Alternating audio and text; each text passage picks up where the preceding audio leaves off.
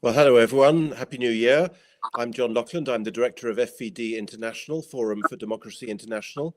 Welcome to the first edition of the Forum of 2025. I'm speaking to you this week from the depths of the French countryside. I'm delighted to be joined by our co-host Peter Lavelle from Moscow. Jeremy Nell, Germ, will be joining us soon from Cape Town. And we're extremely honored this week to have as our main guest Joe Olson, who joins us from Texas. Joe, you're a physicist, as I understand, or an engineer, and yet you've taken an interest in false flags. What led you to that? Well, I've taken an interest in virtually everything. Since junior high, I've probably read over 1,000 books on science and history. Very involved in warfare because that seems to be one of the motivating factors for civilization. And it's very unreliably reported, let's put it that way. And so I started reading books. I grew up in the 50s at the knee of veterans that were absolutely everywhere. I mean, everybody's dad and uncle and, neighbors were all veterans. And so you get stories conflicted with what you're being fed out of Hollywood and the news media and the history books about what was going on. So I had a curiosity about that. And then as an engineer, I was required to take an enormous number of courses, thermodynamics, chemistry, physics.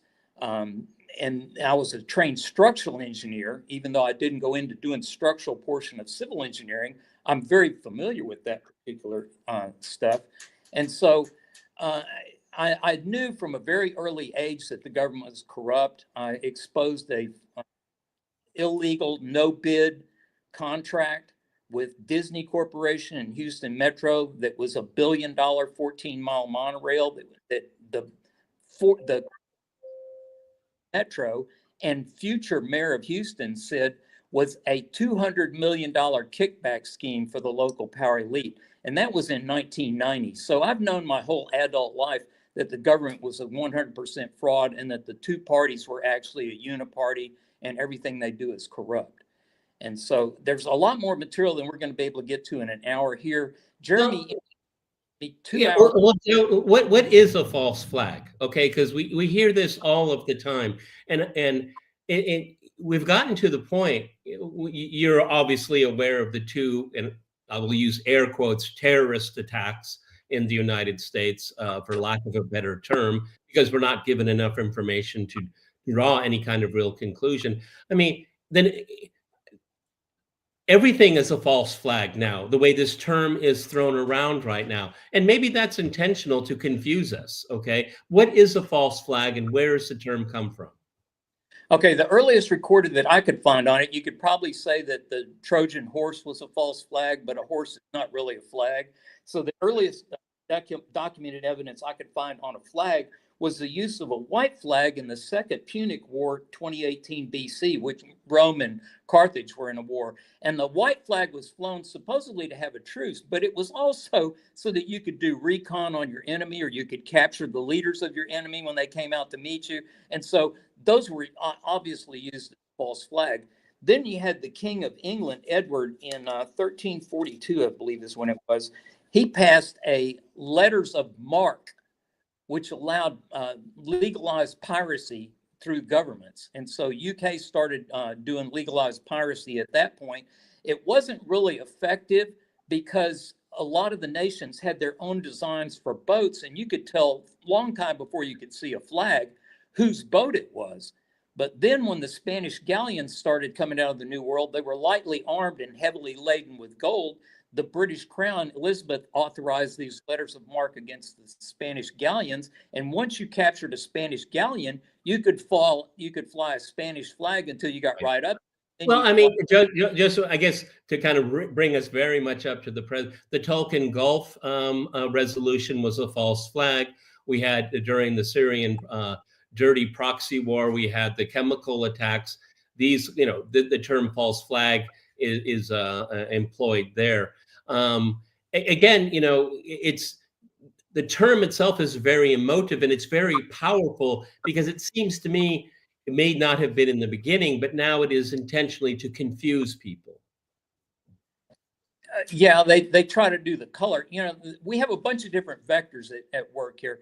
Bottom line is, in order to have monarchs and monopolies, you need to have slavery, usury, and and conscription. So basically, if you can't force people to fight unless you make it like a national thing. So that's when you end up with that particular vector. But yeah, we've got an entire series of these things. The Maine was an explosion from a poorly designed dreadnought boiler that they had failures after the Maine sank. So that was a false flag. We had the false flags involving United States getting entered into World War I, which would be the Lusitania. And then also people don't know about it, but the SS Sussex was a ferry that was sunk supposedly in 1916, according to all the press reports in the United States, killing 2 Americans. But actually the boat continued to operate until 1938. It was hit by a submarine, but it didn't sink and it didn't kill any Americans at all. So that was another false flag. We had why was the Lusitania a false flag, Joe? Because it was loaded with war material that was documented by the German embassy and published in the New York Times. Do not take board on the Lusitania loaded with material, which makes it a legitimate military target. At that time, Franklin Delano Roosevelt was the Secretary of Navy of the United States, and Woodrow Wilson was the Royal Navy head. And so Royal Naval Admiral. And so together they conspired to have the Lusitania sunk.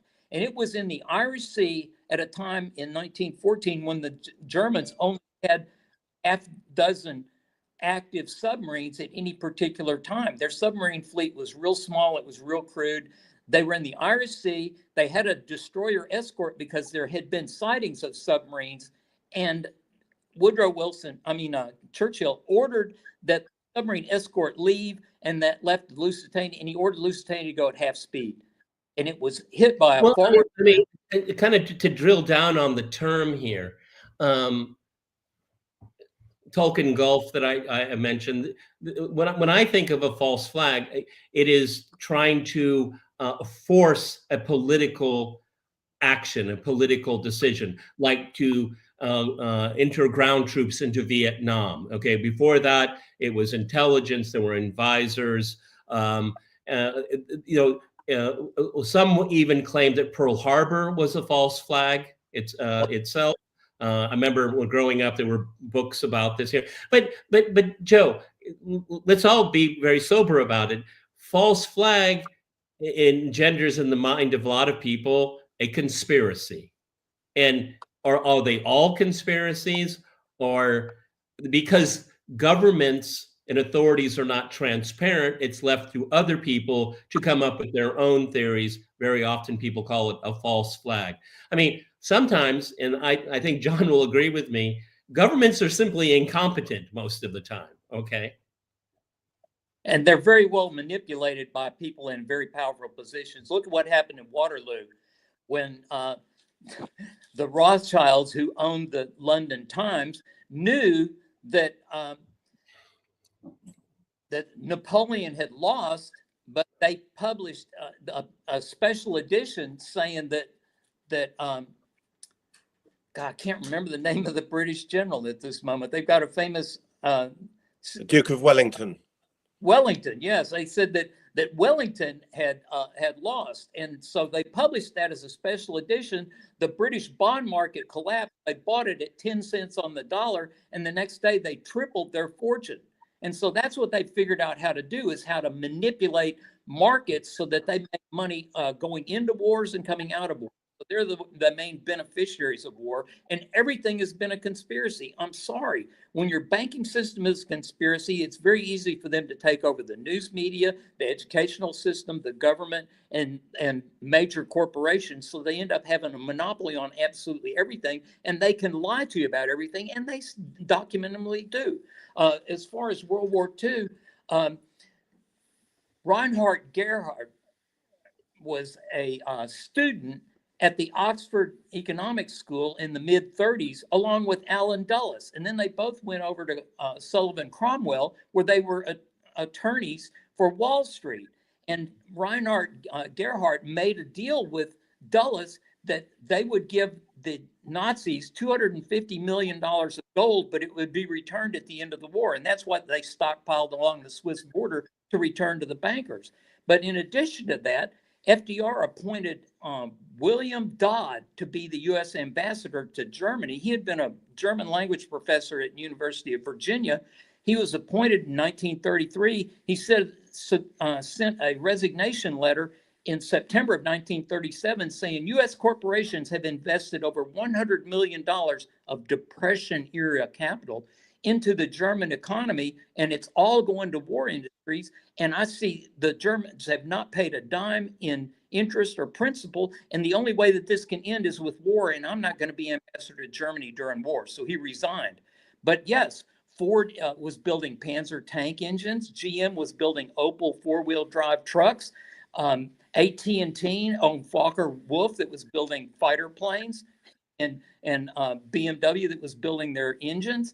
You know, so bottom line is, yeah, it's all been monopolized corporations that have made a fortune out of playing both sides. And when we bombed the factories in Germany, Ford and General Motors said, you destroyed $1 million worth of our factories. And the U.S. government wants, oh, we'll give you reparations for that. But there was no false flag operation that started the Second World War, Joe. Oh, absolutely. FDR had been trying to provoke Germany into starting the war by shadow banning their submarines in the North Atlantic. You can read an article, or you can go to a great website called Tales of the American Empire. They've got 120 episodes that are all 15 minutes long, but undeclared war in the North Atlantic. We ended up having 4 cases where the Germans fired torpedoes. They sank one of our boats, the Reuben James, and killed 130 sailors. And that was in October of 1941. But nobody in America knew anything about it, because the other object of war is to create as much damage as possible and to try to equalize both sides. I'm sorry, but people did know about that story, okay? That was the growing tensions because of submarine warfare. But on that particular incident, it was widely commented, because people were saying, will FDR get us into a war or not? I mean, they were critical of him. But that was a very publicly well-known story. But that doesn't necessarily mean it was a false flag. I mean, I think everyone knows that Franklin Roosevelt wanted a way to be able to enter the war, do it legally. He was also running for re-election in 1940 for the 3rd time, which was very unprecedented. So he had a lot of things going on right now. But that's not really, you can look at it in retrospect as a conspiracy, but if you look at his interaction with politicians and the media and all of that, it was very clear what he was doing. My father was alive at the time, and he vividly remembered the dilemma that the Roosevelt administration had, because the public opinion had turned against the Nazis. Okay, the Blitz was widely reported in the United States, enormous. Edward R. Murrow. Now you could say that's a false flag too. I wouldn't call it that. Okay, so I mean, again, it kind of goes back to my original question. I mean, how do we define what's a false flag, and how politicians and leaders react to moving events? Okay, because I don't see everything as a conspiracy. Well, you can look up Wiki. No, I think the weapons of mass destruction in Iraq, yeah, that's all BS. That was all intentionally generated to convince people to go to war. Okay, but I don't think, at least in my mind, with all due respect, I don't put every single government foreign policy action into the category of weapons of mass destruction. No, but you do have, you go to Wiki Color Revolutions, and the United States has caused over a dozen coups in Eastern Europe. Oh, yeah. 1%. But as a trained structural engineer, I knew that 911 was not caused by jet fuel at the moment it happened. But as an engineer, I couldn't make public statements about it based on opinion. I had to base it on evidence. So I've spent probably 5,000 hours of research on it. Jeremy and I have done 2-hour interviews on his germ warfare site about just 911, and we also did 2 hours on false flags. But Joseph, fomenting colored revolutions in Eastern Europe and lying about 9/11, I don't put them in the same silo. Well, I do, because it's all a continuous stream by the same power group that's been running the planet for centuries. And so it doesn't matter whether you're talking about Wellington and Waterloo, or if you're talking about um, Ukraine, or you're talking about Assad in Syria. It's all the same network pulling the same stunts. And we can get into more detail on that. But getting back to World War II, FDR signed JB, which is a Joint Bulletin 355 in August of 1941, that he was going to bomb Japan from northern China. And we were going to send over Hudson bombers, but the problem was we couldn't produce enough of them to get them over to China to do that bombing. But he made sure Japan knew about that. So Japan already knew that we were going to do a sneak attack. We'd positioned all of our fleet in Hawaii, which was a very vulnerable target, instead of leaving them in San Diego, where they would have been impossible for the Japanese to reach. And we had 4 aircraft carriers that were stationed southeast of the Hawaii when the Japs were attacking from the northwest. So, you know, bottom line is, we knew what the vulnerable targets were and what the valuable assets were going to be. And so 100% FDR knew that. But to make things worse, that in order to level the playing field, we did not have blackouts when we declared war on Germany. And the Germans had what was called Torpedo Alley, the Happy Days, where they sank 400 tankers along the U.S. East Coast and killed 5,000 merchant marines. And they would have not been able to do that had we had a blackout along the coast. But FDR didn't want to do the blackout because it would make people feel inconvenienced. Well, the Germans got to the point where they weren't wasting torpedoes. They would bring their submarines up and use their 88 millimeter deck gun and shoot 4 or 5 tankers in a row before they go back down. And that's exactly what happened. He wanted to make sure that the war lasted as long as possible. And yeah, but, I mean, okay, but that can be just maniacal political angling. Okay, but that's a false flag. Again, I don't silo them in the same places. Well, I do, but we've got. I mean, cynicism. There's no shortage of cynicism in politics. Okay, at all. Okay, but I mean, did he want tankers to be sunk? Well, we need the historical evidence to prove that. But by his actions, did it allow it to happen? Yeah, he did, and he took a political risk of inconveniencing people and losing tankers. Okay, again, that's a political decision. I don't see that is somehow conspiratorial. Well, that continued until June of 1941, and the only time that a submarine was attacked was because a Civil Air Patrol 18-year-old student pilot was flying a J-3 Cub down the coast, and he saw a German submarine, and he notified the Coast Guard, and the Coast Guard went over and dropped a couple of depth charges on it. So that's how serious they were. We could have put destroyer escorts that would have eliminated them using deck guns for damn sure, and would have probably destroyed it. But we didn't want to do that. We could have run air pickets. We had blimps that could have been stationed along the coast and been spotters for German activity.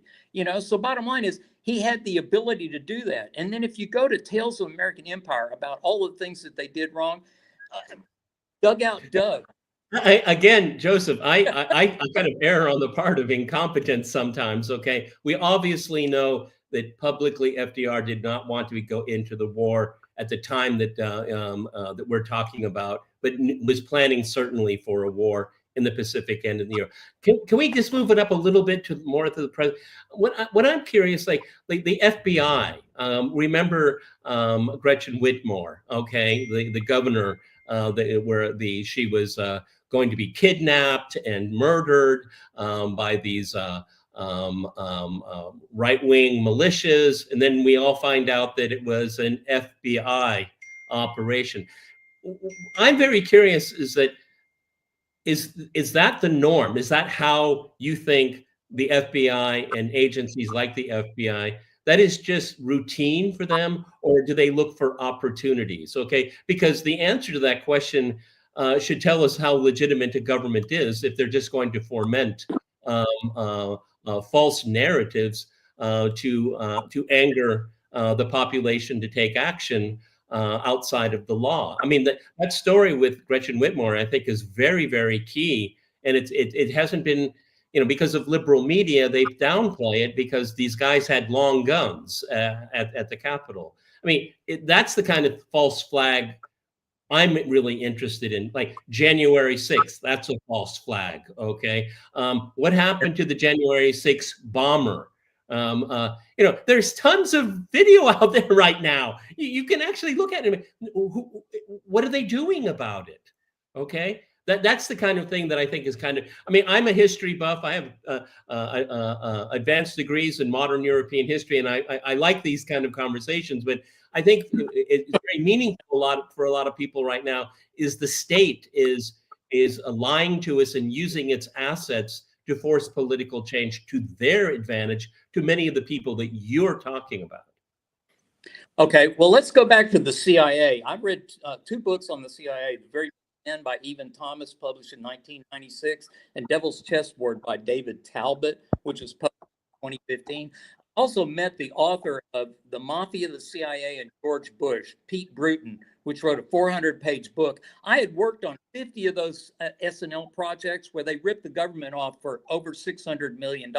They never paid for it, so it ended up going to our national debt, which is at this point trillions of dollars. So I knew that Bush was involved in that. Bush was heavily involved in the Bay of Pigs. He was director of the CIA. The CIA had operations going on in Europe called Operation Gladio, where they did bombings to discredit the communist parties, particularly in Italy, where they had a whole bunch of bombings, but they did Gladio operations, which were all false flags all over Europe for decades. And then they had Operation Northwoods, where they planned to shoot down an American airliner and blame it on Fidel Castro so we could start a war with Cuba. And then we had the Cuban Missile Crisis, which damn near exterminated the planet. And now they're setting up the same kind of things to do even more of that. And getting back to 911, 2 FBI agents, Harry Samet and Colleen Rowley, were contacted by a flight school in Minneapolis. And the name of the flight school was Pan Am Aviation. And a guy came in and said he wanted to learn how to fly 747. And they said, well, show us your logbook. He had 56 hours of dual time, but he'd never been released to do a solo. And that guy's name was Zakaris Masari. They arrested him on August 16th. They notified the FBI. The FBI said, seal his laptop and do not interrogate that man. Okay, so he sat in jail. Harry Samet said, this is absolutely outrageous that our field office is telling us not to investigate that. So he wrote a 26-page affidavit and sent it to 50 different email addresses at headquarters, which is highly unusual for the FBI. And he got one message back: do not interrogate that man and do not and seal his laptop. So they intentionally allowed 911 to happen from that standpoint. And then, like I said, I'm a trained structural engineer. I've been studying it for years. In 2009, May, InfoWars had a 4-hour DVD presentation with Richard Gage, who's an architect, and Alex Jones. I've had contact with him, yes. Yeah, and I attended that particular event. And I knew that it was controlled demolition, but I also knew it wasn't possible to do that with thermite. And so I didn't make any more public statements about it until they started running a series of articles on nuclear education at Veterans Today. And after they'd run several dozen articles, I contacted one of their editors, James Fetzer, and did an interview in March of 2015. And I didn't make any more public statements about it until I was contacted by Robert David Steele to do a memo to the president. And he said, I've got people inside the cabinet, several different sources, where we can put a memo in front of the president, who promised in 2016 that he was going to declassify all the information on 911. And he didn't. And so they said, well, we need to make sure that he knows what's going on. But here's the thing about Trump. He will not read anything that's more than 2 pages. So you can't be more than 800 words. And he won't look at anything that doesn't have a picture. So here's my memo to the president, which was dated in July 6, 2018. Memorandum to the president. You can see the pyroclastic flow coming out of the center of the buildings, which can only come from a fission bomb. I'm sorry, Mr. President, why don't you tell us the truth about 911? Well, that didn't go anywhere. So a year later, I wrote an article on Veterans called Unequivocal 911 News, where I used the government's own FEMA documents to show exactly how the buildings were built and exactly how they were demolished. That was in Veterans Cadet. Joseph, I've heard many of these arguments before, and to be honest with you, when 9/11 is mentioned, I only say the events of 9/11. I don't go further description because I'm very sympathetic to expert opinion. Okay, and that is something the public is almost always denied unless it's a controlled burn. No pun intended here. Absolutely. But the problem is my uncle. When I was growing up, my uncle worked for NASA. And he worked on the launch pads of the Saturn rockets, and and late in his life, and I said, Uncle, I mean, people say it was fake that you never went to the moon, okay? And he said, well, our launch pads were real. We did launch real rockets. I mean, did we make it to the moon? Well, that wasn't, I was siloed. I was in a different category. I wasn't in charge. I wasn't in Houston, okay? But those launch pads were real. Those rockets were real. And we saw men go into them. He said, that's all I know about our moon landings. Okay? The reason why I bring it up, because this is one of the usual criticisms that something like 9/11, which again, I'm very sympathetic, okay? But that's a lot of people involved, just enormous numbers of people. And how do you keep control of a narrative like that? Okay, the OCPW, when we have these alleged gas attacks in Syria, well, the OCPW, the experts came out, the whistleblowers came out, and thankfully the reports that they're sending reports were initially denied any kind of public airing, and then the whistleblowers got it to the Russian ambassador at the United Nations, and he read it into the record. Okay, that is definitely a false flag. We have all the evidence, we have whistleblowers and all that. But 9/11, again, I'm not trying to throw shade at you. I'm not at all. But the problem I always have is that there's so many moving pieces. How do you control that narrative? And also, what is the view? What is your view, Joe? Because there are two competing, as I see it, or at least parallel conspiracy theories about 9/11. One is that the Americans and possibly the Israelis had advanced knowledge of the attacks, the famous Israelis dancing for joy and so on. The other is the one that you, Joe, have just made a reference to, which is the suggestion that somehow the buildings were themselves blown up and that they didn't fall down because of the planes. Those are two separate theories. You could, on the one hand, have advanced knowledge of a terrorist attack and let it happen, and on the other hand, blow the buildings up yourself. You seem to be saying that they blew the buildings up themselves. Yeah, absolutely. There's no other way you could get that amount of material to fall to the ground in 14 seconds and not have any kind of debris field. We're talking 600,000 tons of building material, and there's no visible at the surface. But they did the Manhattan Project, and over 200,000 people are involved in it, and there was very few leaks. I'm certain that there was Russians involved in that, because the NKVD, when the KGB fell, they released their records, and they said they had over 1,000 agents working with 2,000 Ivy League Fabian Socialists inside the FDR administration. If you want to know some more stuff about that, you should listen to a presentation called Major Gordon's Diary.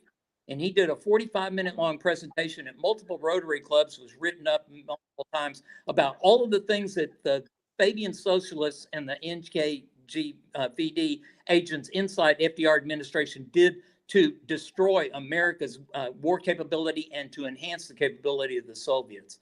So, and then go ahead. That demonstrates just the opposite. Is that it was widely known, okay, and it even as it was going on. I mean, we all know that in Potsdam, when Truman took Stalin aside and said, we have a new and dangerous weapon, and Stalin said, yeah, okay, good, fine. I mean, he knew in real time what was going on because it was a sieve.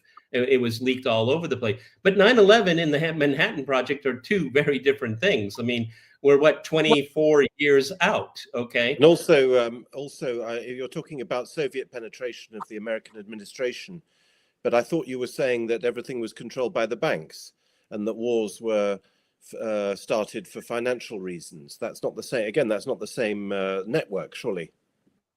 Well, who funded the Bolsheviks in 1917? Oh, that would be the Rothschilds and the United States. Well, it was the German government that funded Lenin's return. The German government, yes, it was. They may have had other sources of funding, but the German government provided tens, if not hundreds of millions of Reichsmarks at the time to Lenin. So that's well documented.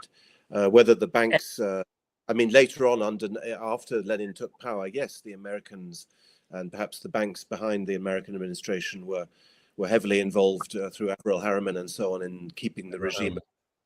But the main conspiracy, as far as the Bolsheviks is concerned, was from Germany. But anyway, you were talking about the infiltration of the FDR administration 20 years later. And I don't think that under Stalin, the Soviet Union was part of some banking conspiracy. Well, look at what the net effect of it was under Lenin and Stalin. Is that the Arm and Hammer and J.P. Morgan went over to Russia and asset stripped the whole entire country. You know, so you have that little fact that you need to put into the equation. And then getting back to the 911. Yeah, but again, that's in the early 20s, Joe. That's not under Stalin. That's exactly, I think, that's largely what Stalin was rebelling against when he took over from Lenin. The new economic policy. Yeah. Yeah, Stalin was doing his 5-year plan, and he was using American bankers that were coming in and getting Russian steel and oil from him in order to be able to do that. Ford went and built engine and truck factories inside Russia. So bottom line is, you know, we've been able to keep this. Yeah, but Joseph, that was well known. I mean, I remember seeing newsreels of it. Okay, I mean they built towns. It was really remarkable for Russians to find out later that during the depths of the collectivization and forced industrialization, they had foreigners living in very comfortable quarters, okay, because they were experts that were brought in, very much like Peter the Great did during his reign. I mean, it wasn't really that remarkable. It offends people's sensibility that a capitalist would work with a communist regime. I'm not surprised by it at all. Okay, we had traders during the 1970s that made out like bandits selling grain to the Soviet Union, but that wasn't a conspiracy. It was a policy that was criticized, but I mean, it was something that was out in the open. It wasn't conspiratorial whatsoever. It was actually debated. I also think that, you know, you said a few moments ago, Joe, you said governments are manipulated. Well, yes, I'm sure they are manipulated, but governments are also very powerful. I mean, states are very powerful. States have enormous resources under their control, armies, currencies, taxation. You mentioned yourself conscription. States are themselves very powerful actors, and you can't remove them as agents of history. You know, you mentioned the Rothschilds and the Battle of Waterloo, but the Battle of Waterloo was a real event. It was a real event between states, and it turned out as it turned out. And the fact that it turned out as it did was as a result of state action of the British Army and the Prussian Army against Napoleon. So the fact that people with financial interest run behind states and try to make money out of wars doesn't mean that those wars are not waged and fought by the states themselves for state reasons. And banks lose money sometimes. We always talk about the ones that made money, but banks actually lost money. Banks do lose money when they back states, okay? But that story is usually not usually written. I'm sorry, go ahead, Joe. Yeah, the British and Dutch East India companies created the transatlantic slave trade, and it was primarily white slaves until 1760, at which point they already developed enough of the industry in the New World to be able to operate with African slaves, and that's they switched over to that. They took over northern India and got production, the opium production region, and they started the international drug trade. And they started the Opium Wars with China, which lasted from 1760 until 1910, where they killed 100 million Chinese. We occupied 40 ports. It was illegal drug trade that was 100% carried on by the same banking families that run all the rest of this stuff. But Joe, states also had interest in this. We had Yes, other they were companies. those East India The companies. Russians weren't there for the drug trade, okay? They were there for geopolitical reasons, okay? And there was, and China was at its lowest point in history, and it was being carved up. I mean, states had an interest, and very often in foreign policy, a country will get involved in an adventure like that to deny another state to be involved in it. I mean, I agree. I mean, look at the. I think even Franklin Delano Roosevelt's family, its lineage made money off of the drug trade in China, and so many others did too. We like to focus on Joseph Kennedy and his bootlegging, but that was small compared to what some of these other people were doing. But I'm just kind of backing up John's point here. You can have a financial interest, but states also have a very strong interest, particularly when a major country like China is weak. You want to get in on the action. It's not always just for money. Excuse me. And also those East India companies, the Dutch and the British East India companies, yes, they were private. They were on paper they were private enterprises, but they operated under state privilege and royal protection. They were public-private partnerships, and you mentioned the Opium Wars. Well, the ones in the 19th century, the East India Company didn't exist by then. It was taken over by the British state. And those 19th century opium wars were waged by the British state against China. It was not there was no private element there at all, except to the extent that the British state itself was obviously, presumably anyway, borrowing money. But to say that the East India companies were private and that therefore everything is in the hands of private actors, that doesn't seem to me to be accurate, because they would never have got going, those companies, if they weren't supported by their respective states. And you mentioned the Netherlands and Britain in India, but India there were 5 or 6 or 7 European states, each with their own East India companies: Portugal, France, Britain, Spain. I expect even Denmark had colonies in India. And all these, I don't know about the others, but certainly in the British case, they were obviously run by this public-private partnership. But they were understood as being representatives of their respective states. And so when the British East India Company under Clive of India finally defeated the French in, I think, 1756, that was understood as Britain as a state taking over India. Well, according to G. Edward Griffin in his book, The Creature from Jekyll Island, China had carried on a 1,000-year trade with the West, and they were mainly sending commodities, like silk and tea and spices, and they didn't want anything from the West in return except gold and silver. So they had ended up by the 1760s of having 90% of the world's supply of gold and silver.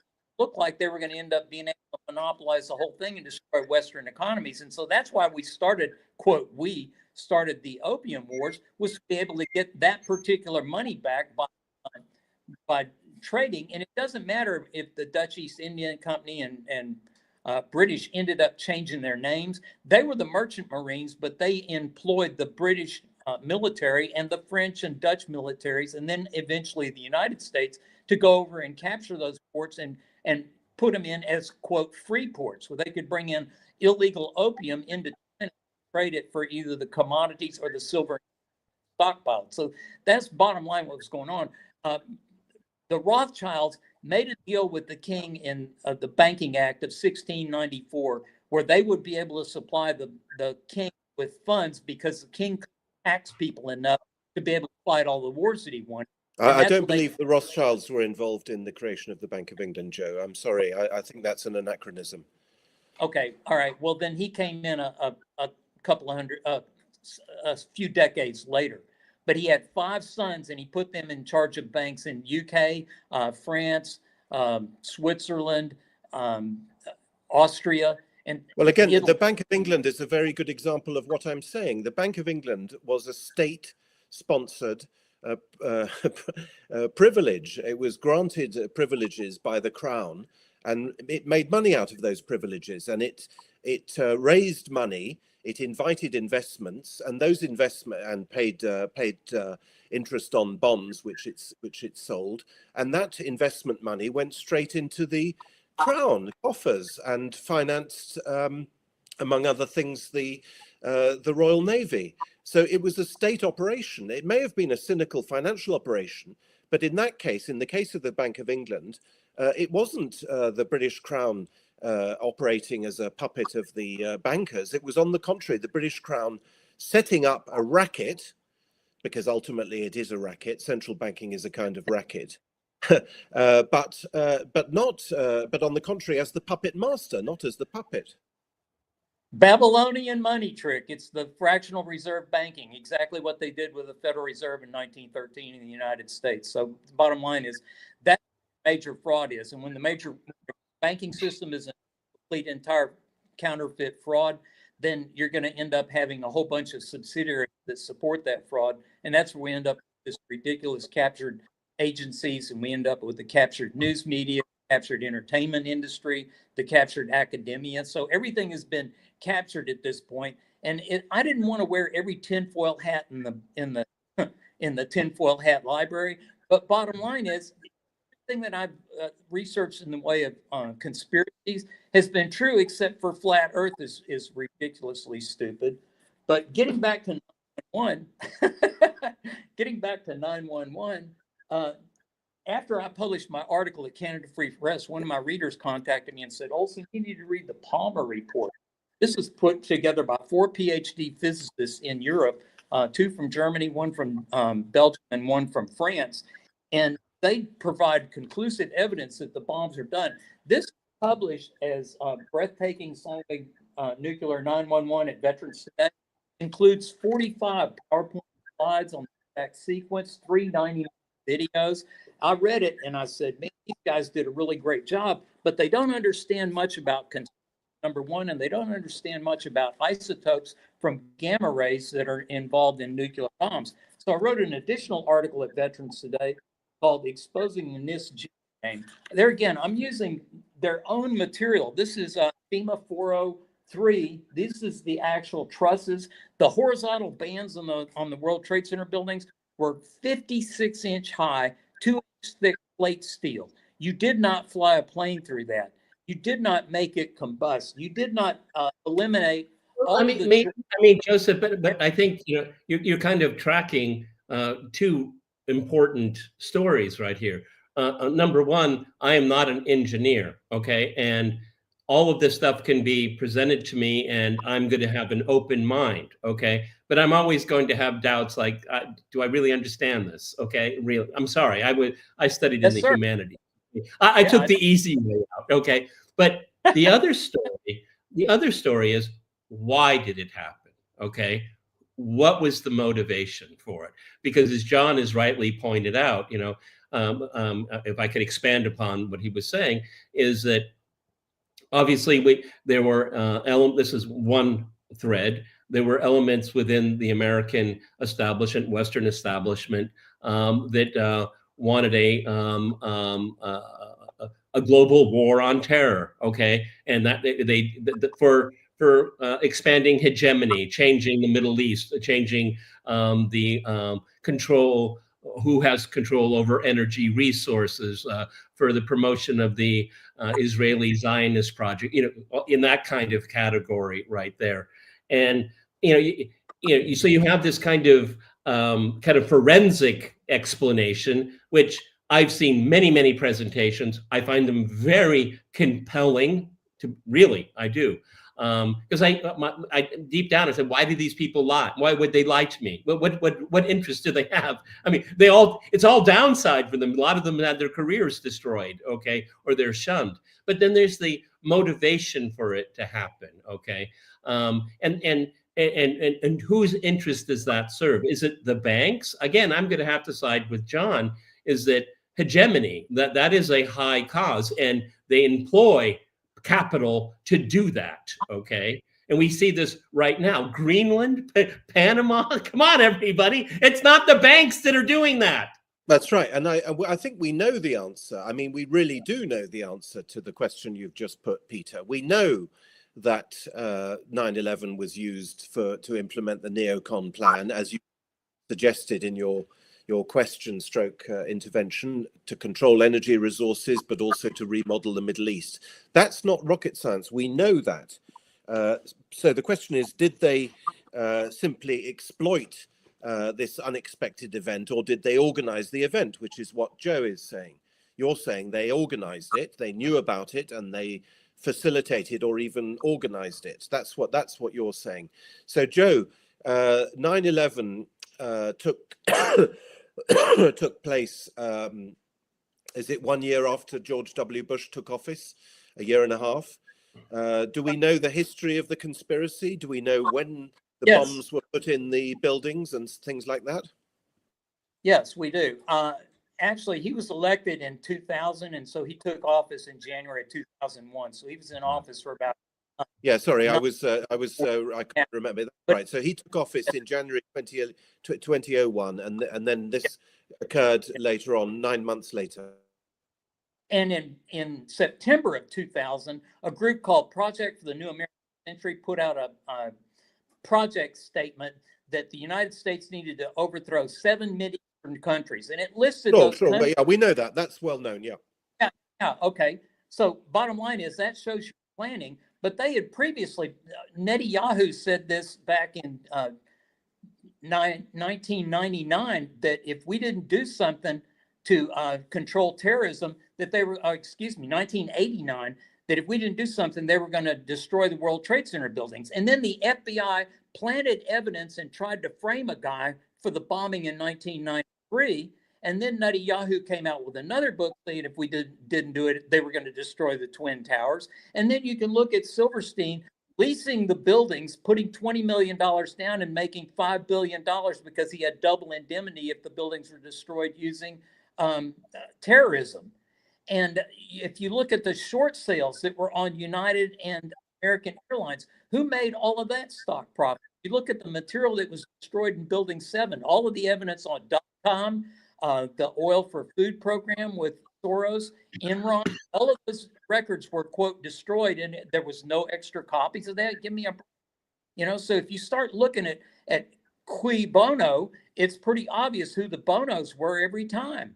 And bottom line, I'm not denying that. On the contrary, the cui bono is what I'm saying. The cui bono question is very easily answered, and we know perfectly well how the Bush administration profited from those events to implement a plan which, yes, may well have been laid out in advance, but that itself does not prove that they put bombs in the buildings. Well, the buildings didn't fall from jet fuel. It didn't fall because somebody planted thermite. They didn't fall because... Well, who did put the bombs in? Well, it only takes about 1 kiloton bomb in the basement of those buildings. And there again, an enormous amount of material in that breathtaking Slavic. Who did it? Who did it? Was it an American? Was it a foreigner? Was it American intelligence? Well, there was a group of Israelis that were working in the building for 90 days before the event happened, called the Gelatin Group. They were working on various floors, eliminating moment connections, eliminating connections so that they could stage the whole entire event. There was a plane load of Israelis that left on an El Al airplane on September 12th out of New York City. And there was no other commercial aviation flights. Well, no, they were members of the Saudi embassy that were flown out as well. Okay, I'm not. I don't know about the Israelis, but I certainly know that Saudis were flown out. Okay, and it was remarkable because there was the skies were closed, and it was noted that the Saudis got a free pass to leave. So we know that that's something that is confirmed. That was a private jet that flew out of Washington D.C. So that's not enough people to be involved in the conspiracy. But the dancing Israelis ended up going back to Israel, being released without charges, and they said that they were there to document the event. Susan Lindauer, who is a CIA asset, found out in May that they were trying to frame Iraq for this, and so she notified the Iraqis. She was held, and she wrote a book about it called Extreme Prejudice, about how they held her in jail for 2 years before they finally dropped all charges. The 911 caused the war in Afghanistan, and then indirectly, with the help of some non-existent yellow cake, caused the war in Iraq. But there was still 5 nations they needed to overthrow. So in 2011, CIA Operation Zero Footprint armed the Muslim Brotherhood and overthrew the government. Okay, well, Joseph, again, I want to look at culpability and responsibility. In your opinion, and I can see it in my mind right now, George W. Bush was visiting a school in a southern state, I think it was, and he was, whispered into his ear that an attack was occurring against New York and Washington. Was that all fake? Well, there was another thing that happened in the creation of the CIA. In 1954, they did a thing called Project 5412, where the group of 12 that are called the Majestic 12 can authorize the assassination of anybody worldwide who presents a threat to the hegemony, with just notifying the VP so that the president wouldn't know about it and he could do actual plausible denial. Do you know a case where this actually happened? Yeah. Richard Nixon approved a bunch of different assassinations. LBJ approved the assassination. But you just said the vice president, okay? That's it. Nixon was vice president under Eisenhower. LBJ So he vice president under JFK, and he approved the assassination of the president of Vietnam 2 weeks before he approved the assassination of JFK. I've been to the JFK conference in Dallas 3 different times. It's a 4-day long conference where they talk about all the evidence about the JFK being a coup. It was absolutely a coup. That's how these hegemonies are able to preserve themselves. I'm sorry. Well, it sounds very unlike the CIA. Do they telegraph what they're doing? Do they telegraph their assassinations? I find that rather odd. Okay, I mean, why would the vice president want to be involved in an assassination? Okay, plausible deniability. I'm not saying what you're saying isn't true. It just doesn't really make a lot of sense to me. But the CIA is going to do what it's going to do. It apparently killed the president of the United States. Okay, do you think that you're saying Johnson was informed that the CIA was going to kill JFK? Absolutely, and he was also informed that the USS Liberty was going to be attacked and sunk by our good allies in 1967 to get us involved in a war with Egypt. So, you got to go with the preponderance of the evidence. And well, you have to go with political manipulation too. I mean, the attack on the USS Liberty. Johnson showed his cowardness. He didn't want to inflame Jewish voters and donors. I mean, that's the case all the way to this day. I mean, that's this cowardice. I don't see that it being more than that at the end of the day, and the continued cowardice to this day about what happened to the USS Liberty. And it was under attack for 3 hours by 3 different Mirage jets, and they thought they had it sunk, but one of the guys on the board was able to find several hundred feet of copper wire, string it to create an antenna, but it wasn't a closed sequence, and they managed to broadcast U.S. that they were being attacked by Israelis. And that message was picked up by lots of non-classified information sources. And LBJ had already authorized nuclear bombers to go bomb Cairo. And he called them back because they didn't want to have the proof get out of what actually happened to the USS Liberty. So bottom line is, we could have had a nuclear war in 1963 with the Cuban Missile, or 1961 with the Cuban Missile Crisis. We could have had it in 1967. It looks like they're trying to stage a nuclear war right now. We keep attacking the two nuclear power plants that Russia has control of now in order to well, it's interesting you mentioned all those. What thwarts them? Why didn't we have a nuclear war in 1961? Why didn't we have a nuclear war in '67 against Egypt? I mean, what is it, like the Holy Ghost, like pushing back? It's like, no, you can't go that far. I mean, again, you give these people so much preponderance of power. We're insignificant against this power, but they're thwarted at times. It's interesting. Maybe there's a God, and maybe God. Maybe there's a God. And you come to an uncomfortable conclusion at some point. Well, I think that would be an excellent conclusion on which to conclude. Oh, God bless. An argument for which there is plenty of evidence. John, I'm very glad we had Joe on, because Yes. This is a kind of free discussion that is so desperately needed. Okay, we don't have to end our conversation agreeing on anything. But I learned a lot, and I learned how to listen and how to engage people about things that I may not know or even disagree with. It is a valuable exercise, nonetheless. Yes. Go ahead. Go ahead. No, go ahead, Joe. Yes, this is what free speech is all about. Yeah. And if very we good. can't... Well, you've been very kind with your time, Joe Olson. Thank you so much. And thank you, Peter, for co-hosting. We've enjoyed it very much. Thank you to all our listeners, and we look forward to seeing you again at the same time next week. All the best. Thank you. Goodbye. God bless you guys. Bless. Bye.